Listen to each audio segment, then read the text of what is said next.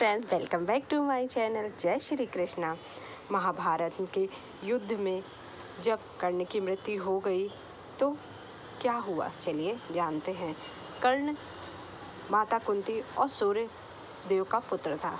जब महर्षि वेद व्यास जी की महाभारत हम पढ़ते हैं तो उसमें हम देखते हैं कि माता कुंती ने किस तरह दुर्वासा ऋषि की सेवा की और दुर्वासा ऋषि प्रसन्न होकर उन्हें मंत्र देते हैं कि वो जिस देवता से चाहे पुत्र रत्न की प्राप्ति कर सकती हैं। जब वो अविवाहित थी तो उनके मन में संशय हुआ कि क्या ये मंत्र काम करता है कि नहीं करता। तो उन्होंने उगते हुए सूर्य को देखा और उस मंत्र का उच्चारण कर दिया। सूर्यदेव प्रकट हो गए, वो भयभीत हो गई।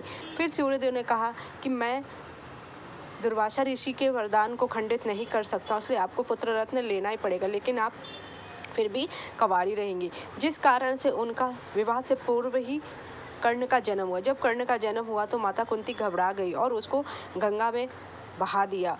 वो गंगा में जाने के बाद राधा और एक सारथी को मिला जिन्होंने उसका पालन पोषण किया।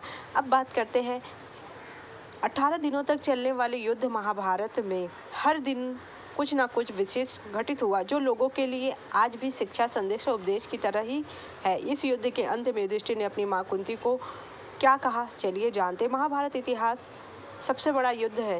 महाभारत की कहानी जो आपने सुनी होगी, इसके तमाम पहलू घटनाओं की छोटी छोटी कई कहानियां हैं। पांडव कौरवों के बीच धर्म और अधर्म को लेकर चले इस युद्ध का परिणाम काफी भयानक था। भले ही इस युद्ध में पांडव जीत गए थे, लेकिन युद्ध के बाद उनकी दुनिया बदल चुकी थी। धर्मराज युधिष्ठिर और सर्वश्रेष्ठ धनुर्धर सहित कई योद्धाओं ने युद्ध जीत लिया, छल कपट का सहारा लिया। 18 दिन चलने वाले महायुद्ध में हर दिन कुछ न कुछ विशेष घटित होता था जो लोगों के लिए आज भी शिक्षा, संदेश और उपदेश का है। इस युद्ध के अंत में युधिष्ठिर ने अपनी मां कुंती को क्या कहा, चलिए जानते हैं पूरी कहानी। महाभारत के युद्ध के बाद सभी मृत परिजनों और रिश्तेदारों का तर्पण करने के बाद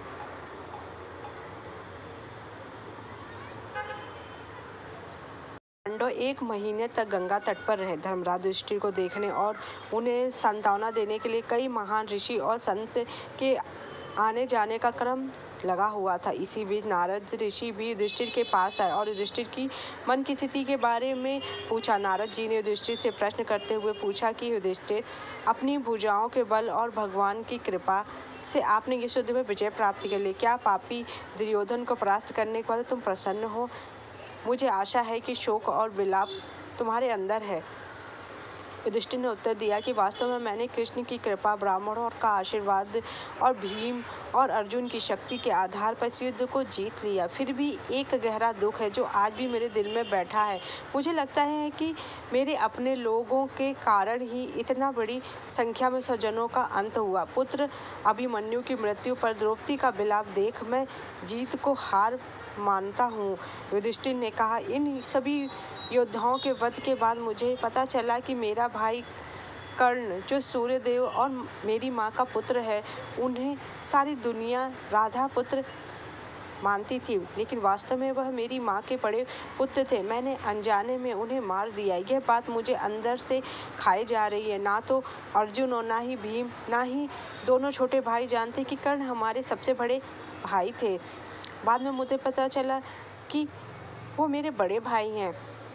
हालांकि कर्ण जानते थे कि हम उनके छोटे भाई। उन्हें इस बात की जानकारी भगवान श्री कृष्ण और मेरी माँ ने दी थी।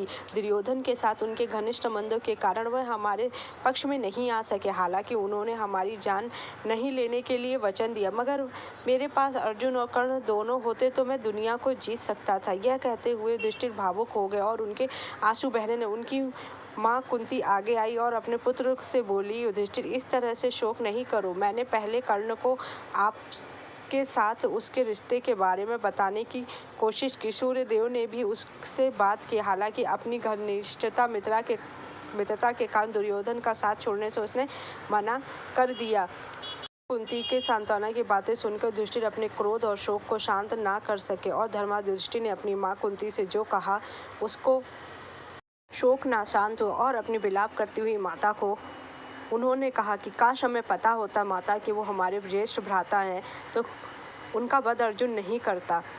क्योंकि कर्ण ये जानता था, उसने अपनी माँ को मना किया था कि अगर माता उनको पांडवों को पता चल गया कि मैं उनका ज्येष्ठ भ्राता हूँ तो वो अपना मुकुट लाके मेरे मस्तक पर रख देंगे और मुझे ना चाहते हुए भी दुर्योधन का ऋण चुकाने के लिए वो मुकुट दुर्योधन के शीश पे लगा। मैं नहीं चाहता कि अधर्म जीते, मैं चाहता हूँ कि धर्म जीते, इसलिए कृपया आप उन्हें ना बताएं।